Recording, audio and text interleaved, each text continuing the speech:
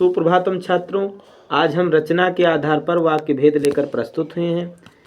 जिसका सबसे पहले है सरल वाक्य, जिसको साधारण वाक्य भी कहते हैं। जिन वाक्यों में केवल एक ही उद्देश्य और एक ही विधेय होता है उन्हें सरल या साधारण वाक्य कहते हैं। उदाहरण, मुकेश पढ़ता है, तो मुकेश उद्देश्य हो जाएगा और पढ़ता है विधेय हो जाएगा।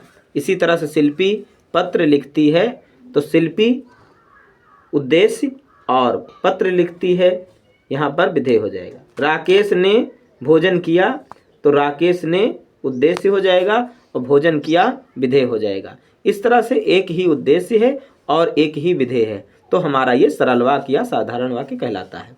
दूसरा है संयुक्त वाक्य। जैसा कि संयुक्त से पता ही चलता है, संयुक्त का मतलब जुड़ा हुआ।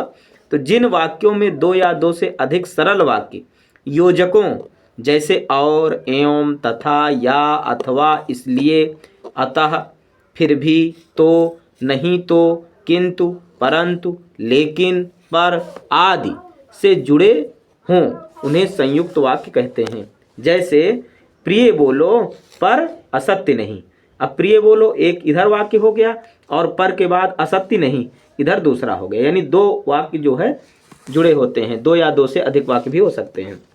दूसरा है वह सुबह गया और शाम को लौट आया।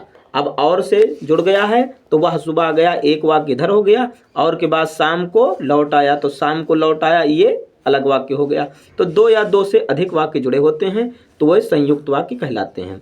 इसी तरह से मिश्रित वाक्य है, या इसको मिश्र वाक्य भी कहते हैं। जिन वाक्यों में दो उपवाक्य, एक प्रधान मुख्य उपवाक्य और अन्य आश्रित अथवा गौण उपवाक्य हों, तथा जो आपस में कि, जो, क्योंकि, जितना, उतना, जैसा, वैसा, जब, तब, जहाँ, वहाँ, जिधर, उधर, अगर, यदि, तो, यद्यपि, तथाप आदि से मिश्रित हों, अर्थात मिले जुले हों, उन्हें मिश्रित वाक्य कहते हैं। जैसे उदाहरण है, मैं जानता हूँ कि तुम्हारे अक्षर अच्छे नहीं बनते।